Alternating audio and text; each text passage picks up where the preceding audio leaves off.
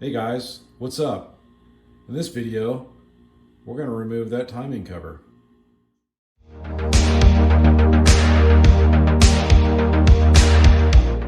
All right, everybody, welcome back to this series on rebuilding my Buell. We're making some progress here. As you can see, I've already removed both cylinders.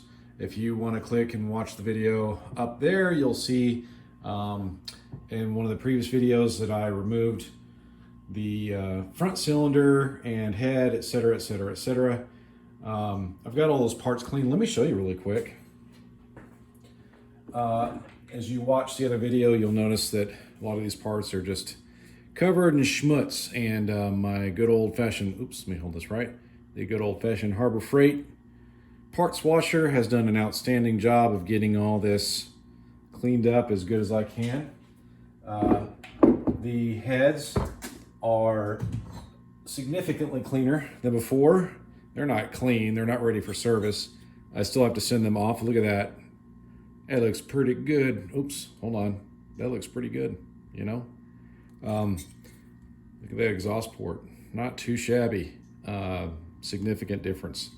So these are, again, as clean as I can get them within reason. I mean, I can go further and further and further, continuing to try to get it cleaner and cleaner, but whatever. I'm not gonna, because they're getting remachined, and the company, Hammer Performance, I'll put a link down below for you, is I've already contacted them about rebuilding the heads and getting them prepped. Gonna get new valves and springs, seals, retainers. They're gonna beat our miles away, man. Ain't nobody see it. Nobody don't even happen. You know, the baby's born into this world, and they don't got any friends and got nothing but to go come in and find out all about them. No evil, man. Yeah, beat blast the heads, so they'll look essentially brand new, and yeah, just get them ready for a new lease on life, really. So I just wanted to show you where I was at on that. A few moments later. So I've already removed all the bolts, and as you can see, I've removed the timing cover. And so I don't like this. I've never liked it. I always thought it was, well, it was reminiscent of the 90s or something. I don't know.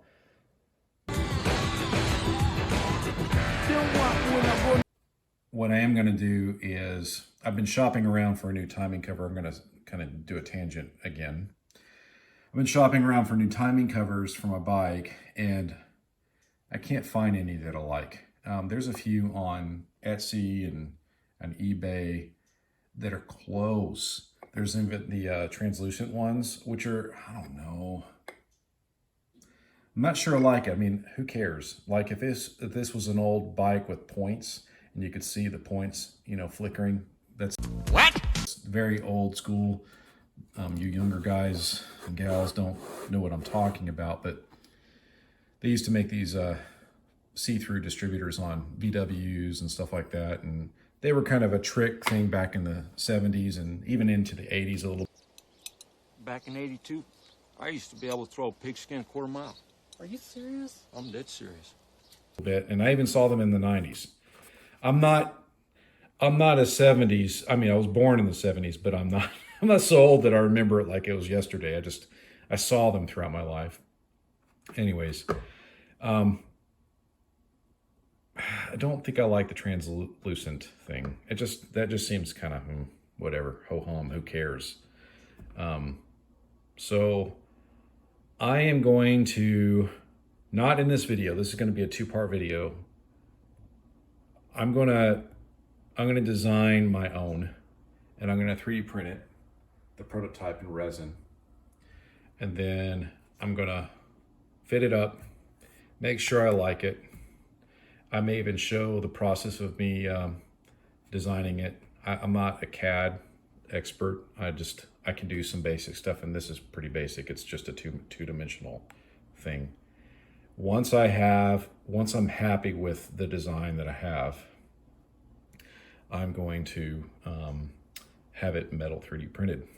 So, because I can send the same file that I used to 3D print that off and have it metal 3D printed, and I'll paint it and fix it all up, make it look pretty.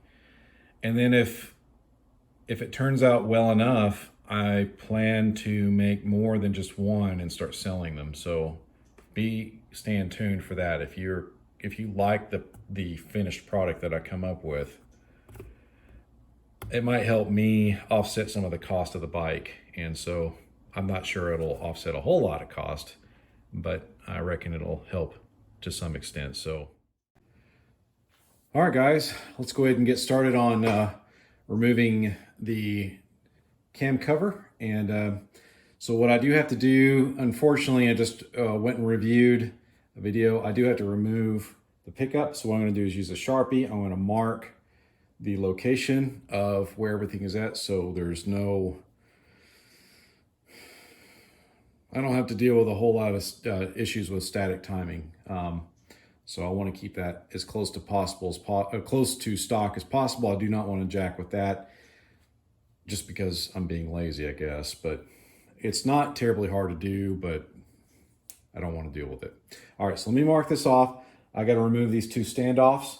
And then the sensor will come out, as you noticed before, that was there. And then there's going to be a, the cage. I forget what it's called, but the thing that the sensor uses. The pickup wheel? Nope, that's not it. Whatever. You guys Google it and let me know in the comments. All right.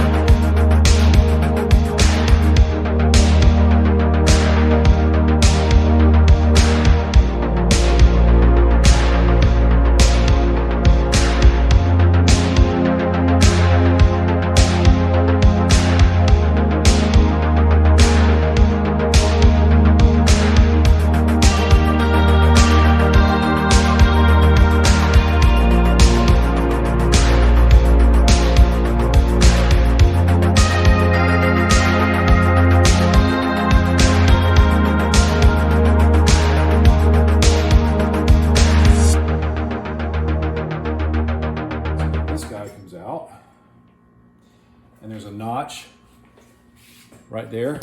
Oh, sorry, didn't mean to kick you.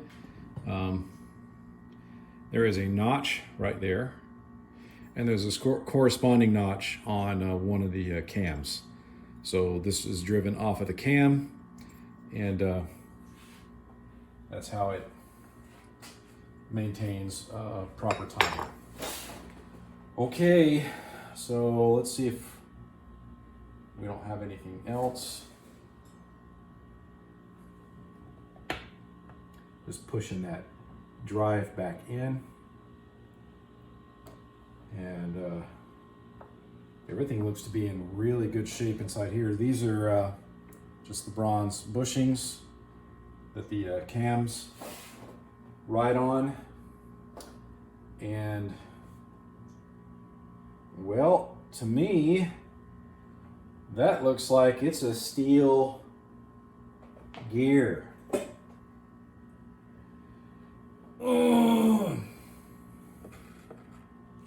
I guess I'm not going to save that $100, guys. I'm going to verify it just in case. I know I'm not. Doggone it. I mean, it looks to be in good shape. There's nothing that appears to be physically wrong with it, so I could just put it right back in there. But $90 now, or whatever the price is, under $100 now, or a lot of money later. It's kind of one of those scenarios. So I'm just kind of cleaning up some of the oil so it's just not getting everywhere. Everything looks to be in really good shape though. All right, let me get my magnet. I'm gonna check it and then I'll show you what I'm looking at. Yeah, that's steel. And that's steel.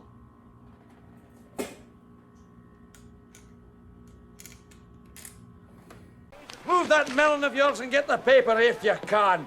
Hauling that gargantuan cranium about. I'm not kidding, that boy's head's like Sputnik.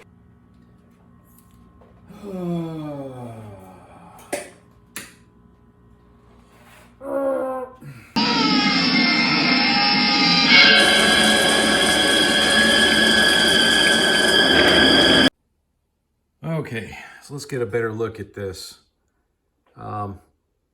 So that gear, hold on, let me, oh no, I don't know how I'm gonna do this. Well, anyways,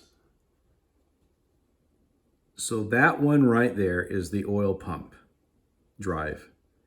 That gear that it is meshing with back there in the back is the oil pump drive gear. And that's the one that's in question. That's the one that I have to replace. I don't think so. Homie, don't play that. All right, I'm not replacing it, and I'll tell you why. There's nothing wrong with it. That's number one. Number two, in reviewing the conversation I had with Hammer Dan, the problem with the oil pump drive gear was not necessarily, it was more of a Harley problem. And the early Buells had a, very, basically a Harley engine. And these models, the problem associated with the crank moving back and forth when the revs would go above 4,000 RPMs and back down was addressed with this engine design. The Sportsters and those other engines, the crank will move quite a bit, and so Hammer came up with their bronze drive gear to address that move. I'm moving a lot. It's not that much, but it is enough that it would shred these on the Sportster engines and other engines. I think the big bore engines have the same problem. Buells do not. And so I'm inspecting this. There is nothing wrong with that gear. So I'm not going to replace it.